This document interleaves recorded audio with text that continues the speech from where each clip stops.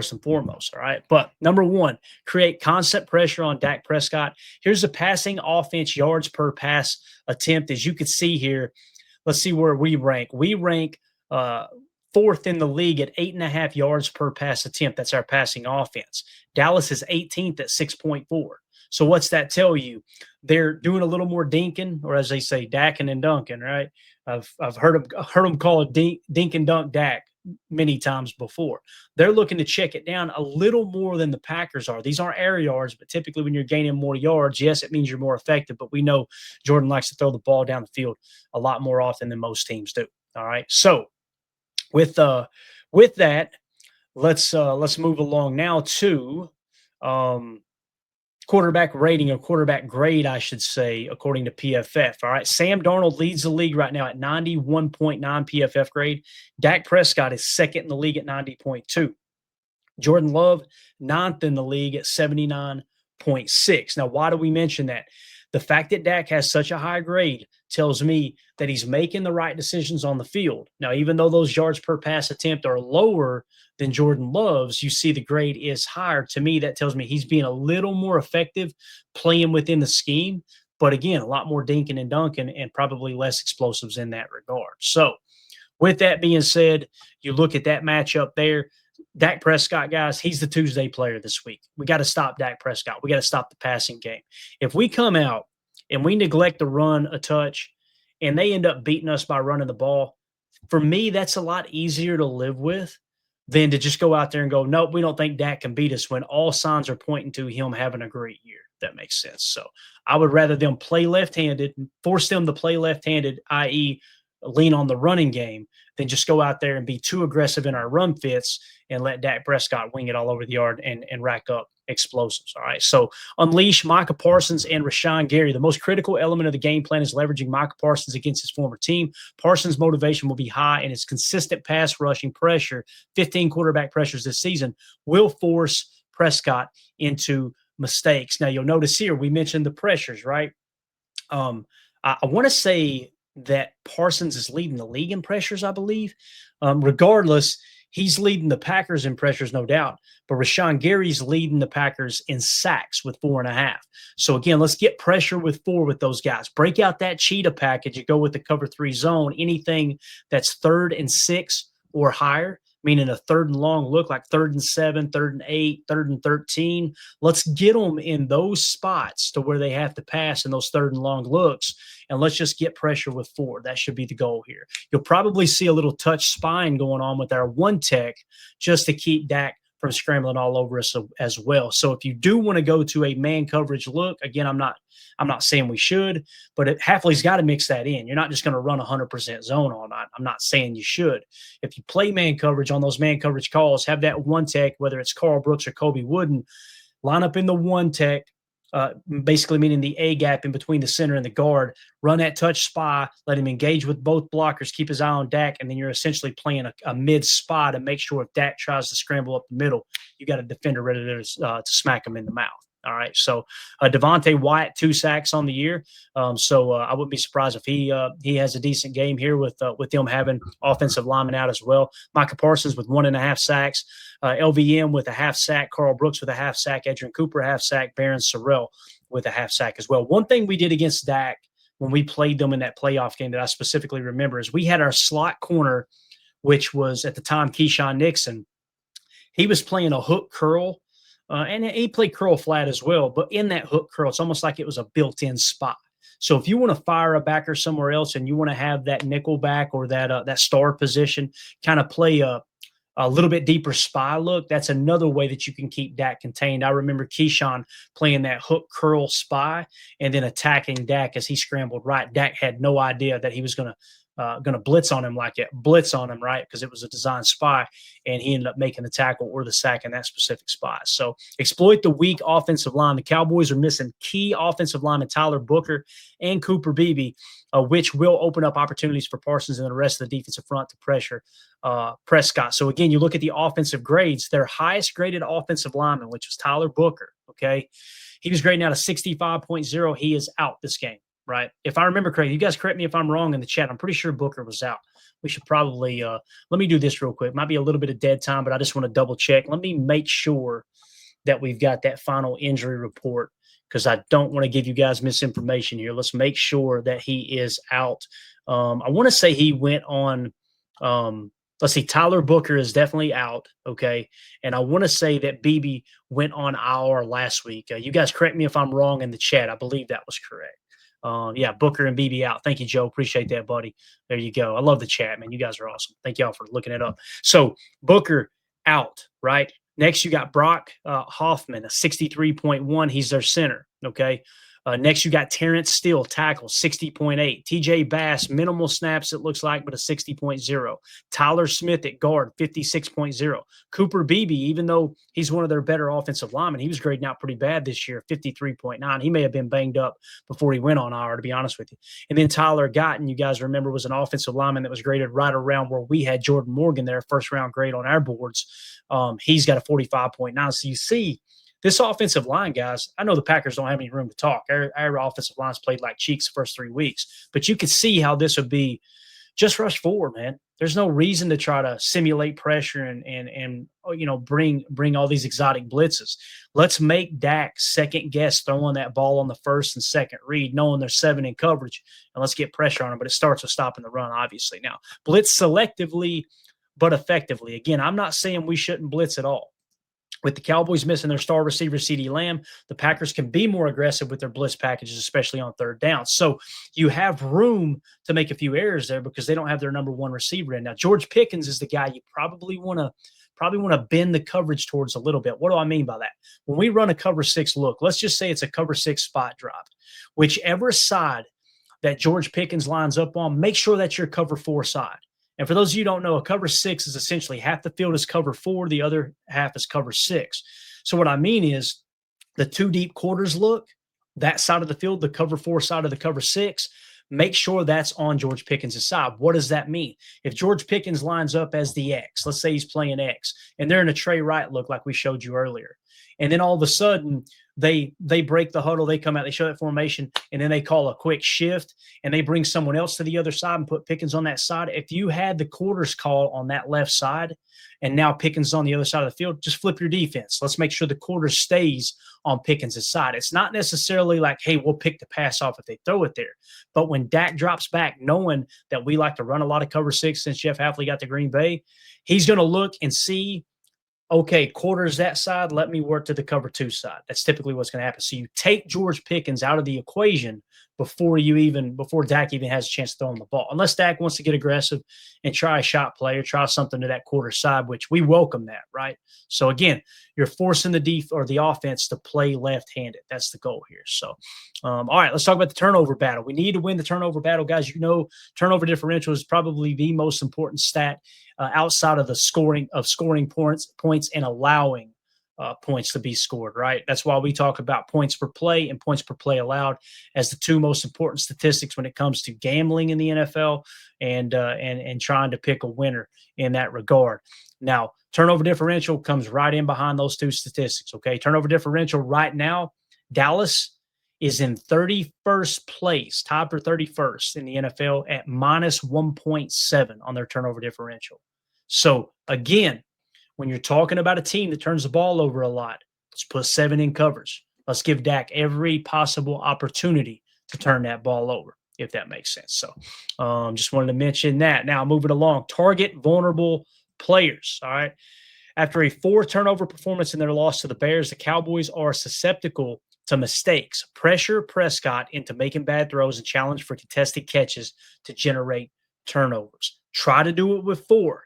If you're somehow, some way not hitting home, then bring a 5th. But until they show they can block your front 4 with that 5 or 6 man protection that they want to use, let's just stick with 4. That way you've got 1 extra guy in coverage that you could. And the other thing too is you could play like a lock.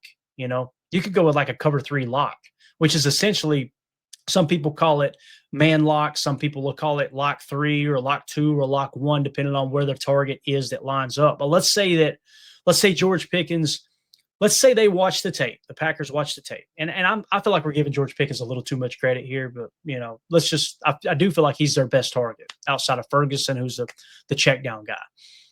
Let's say that you come out and the coaches watch the tape and they go, you know what, man, we got to stop George Pickens. That's number one. That's top of the priority list, right? If that's the case, then you go out there and you play a cover three lock. Everyone's in cover three, but you got one guy designated in man coverage. And here's the beautiful thing about that. That one guy in man coverage, which would be locked on Pickens.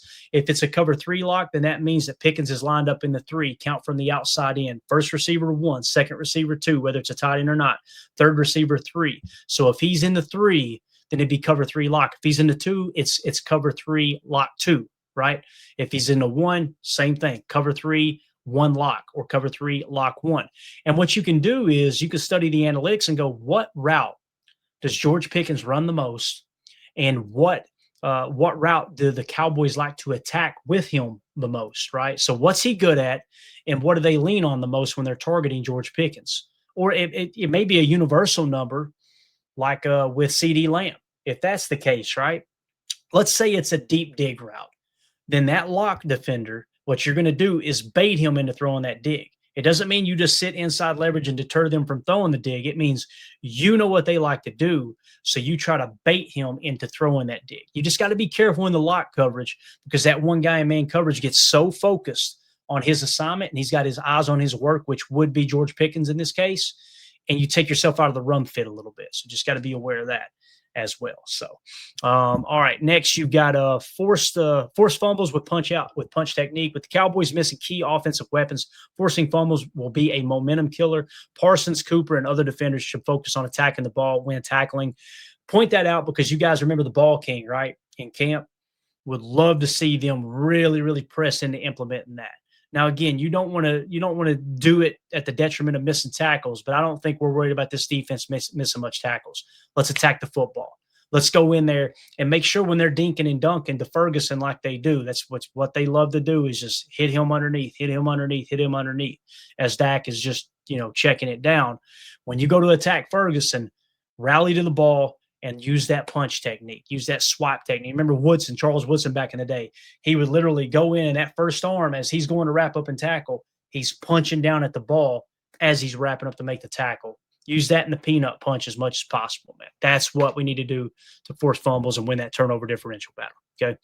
All right, next, contain the remaining playmakers. We've kind of talked about that. It's been the common theme through this whole segment, but let's just talk about the grades here real quick, okay? When you look at the PFF grades, how it sits right now, you got to throw Span Ford kind of out the window, tight end, minimal snaps, 36 offensive snaps, but he is grading out a 93.4, mainly because of his run blocking. Okay, so we don't really look at him. His receiving grade is 77.1. It's good, but minimal snaps. Keep an eye on that. That's going to be their second target out of that 12 look, I would imagine. Actually, it looks like you've got Schoonmaker, if I'm saying that right.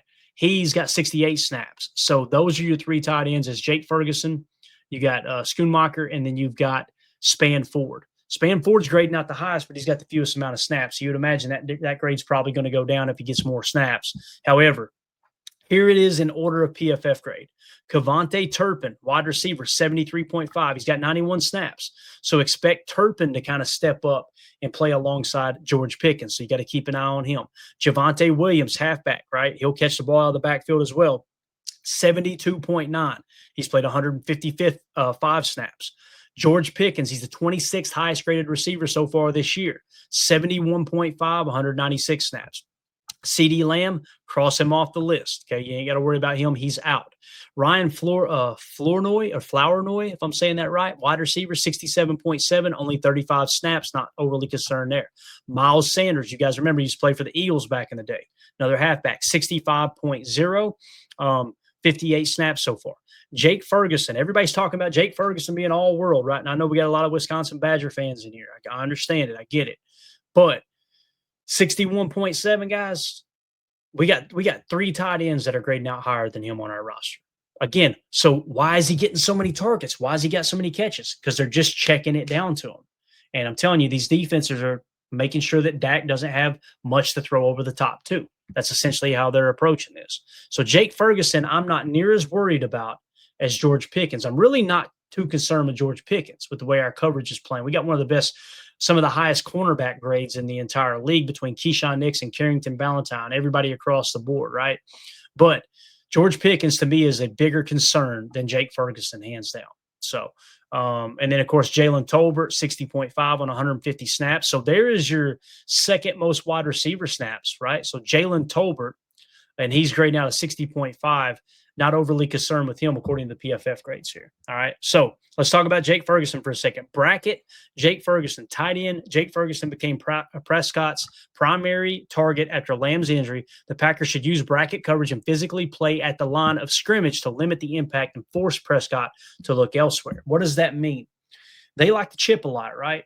Well, there's another way that you can handle that on defense as well. Why not have one of your one of your stack backers on obvious passing downs line up over Ferguson, and as soon as the ball snapped, smack him right in the mouth. I mean, I'm just give him it's not like a lock jam where you're trying to risk holding, but just hit him in the mouth every time he comes off that line. Hit him in the mouth and then have the coverage breaking in behind you as you go on to your assignment. Now, it may be a bump and run type technique, even with zone, where you're going to hit him and then you're going to fade back into your hook curl zone and you're taking away that skinny to him or what have you. But nonetheless, let's get a little contact on him coming off the line, because if that is, and I think we would all agree that seems to be Dak Prescott's safety blanket underneath his safety valve.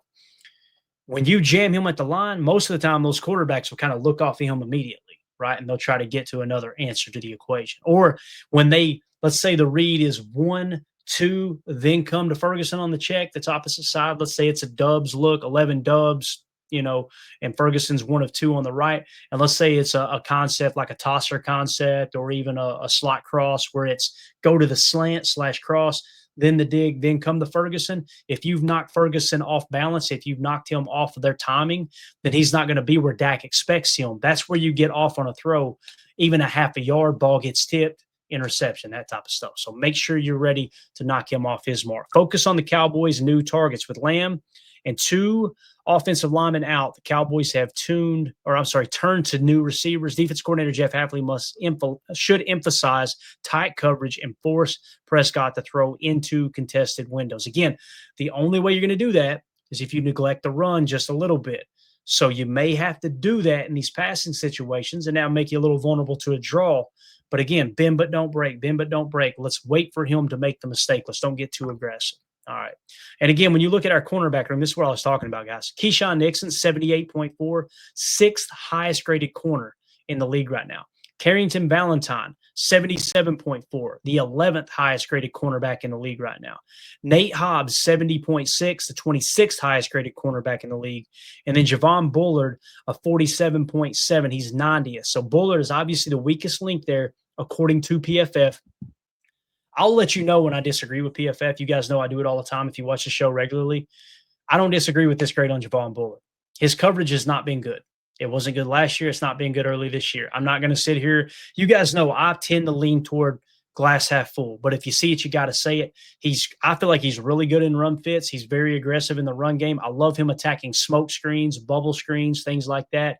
But when it comes to just straight up drop back coverage, that's not Bullard's strength. So Bullard's a little banged up, right? He's coming out of concussion protocol. Let me get a double check here on the injury report and see what they finally said. So Javon Bullard was limited. He did not participate Wednesday, limited on Thursday, so he took a step forward, limited on Friday. He's listed as questionable. That means a 50-50 shot of him playing tomorrow night. So with that being said, what I would like to see happen, this is just me personally, I would like to see Bullard sit this game out, okay?